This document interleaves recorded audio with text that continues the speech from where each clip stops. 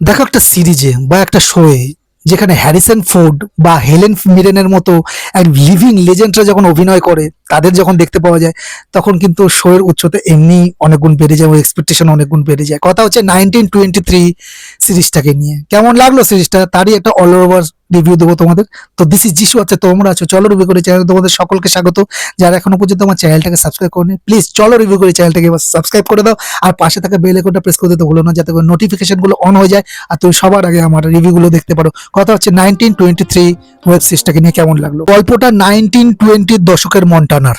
একদিকে চলছে ভয়াবহ খরা, অন্যদিকে প্রহিবিশন মানে মদ নিষিদ্ধের আইন যেটাকে বলবো, এবং গ্রেট ডিপ্রেশনের মানে শুরুর দিনগুলো।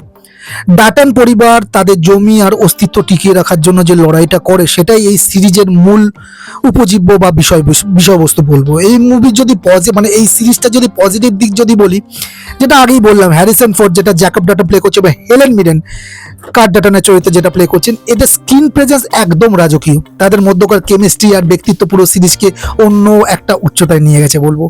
মন্টানা রুক্ষ পাহাড় আর আফ্রিকার গভীর অরণ্যের ভিজুয়ালগুলো কিন্তু চোখে লেগে থাকার মতো। প্রতিটা ফ্রেম যেন এক একটা পেন্টিং।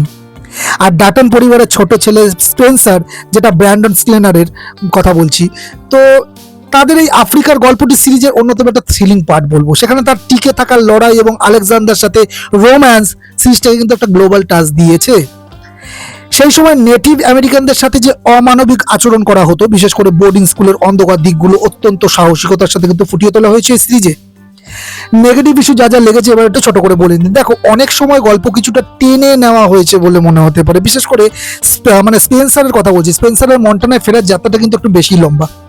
আর টেইলর শেরিডানের অন্যান্য শো এর মতো এখানেও ভায়োলেন্স বেশ গ্রাফিক, বিশেষ করে নারীদের উপর অত্যাচারের দৃশ্যগুলো অনেক সময় একটু অস্বস্তিকর হতে পারে, সেরকম লাগতে পারে, ঠিক আছে। তাই যারা এই ধরনের মানে গোড় পছন্দ করো না বা দেখতে একটু অস্বস্তি লাগে, তাদের কিন্তু সেই সিনগুলো একটু অস্বাভাবিক বা একটু ডিস্টার্ব করতে পারে।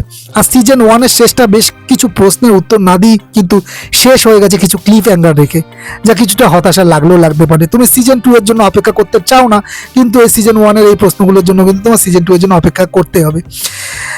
ফাইনাল বাড়ির যদি মুভিটাকে মানে সিরিজটাকে দিয়ে দেখো, 1923 কেবল একটা প্রিকেল নয়, এটা একটা এপিক ড্রামা বলবো। যারা ডায়লগ নির্ভর সিরিয়াস শো বা ক্লাসিক ওয়েস্টার্ন স্টাইল পছন্দ করো তাদের জন্য এটা একটা ট্রিট বলবো। এটা কেবল কাউবয়দের গল্প নয়, এটা একটা পরিবারের টিকে থাকার রক্তক্ষয়ী লড়াই। দেখো, এই মুভিটাকে এই সিরিজটাকে যদি আমার রেটিং দিতে হয় তাহলে আমি রেটিং তো দেবো, কারণ আমার কিন্তু মানে সিরিজটা আমার দারুণ লেগেছে। আর এই হ্যারিসনের কথা বলছিলাম আর মিরেনের কথা যেটা বলছিলাম, তাদের অভিনয় যেহেতু আমি ভক্ত, তো সেই হিসাবে কিন্তু আমার রেটিং থাকবে 8.5 আউট অফ 10। কিন্তু সবার এই মুভিটা কিন্তু খুব মানে এই সিরিজটা কিন্তু খুব একটা ভালো লাগবে না। তার সব থেকে বড় কারণ হচ্ছে স্পেসিং এর ইস্যু।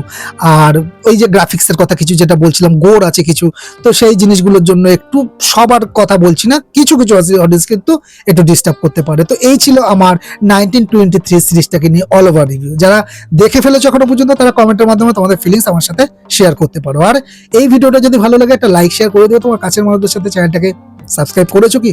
যদি না করে থাকো তাহলে এখন একবার সাবস্ক্রাইবটা করে নাও, বেল আইকনটা প্রেস করে দিতে ভুলো না।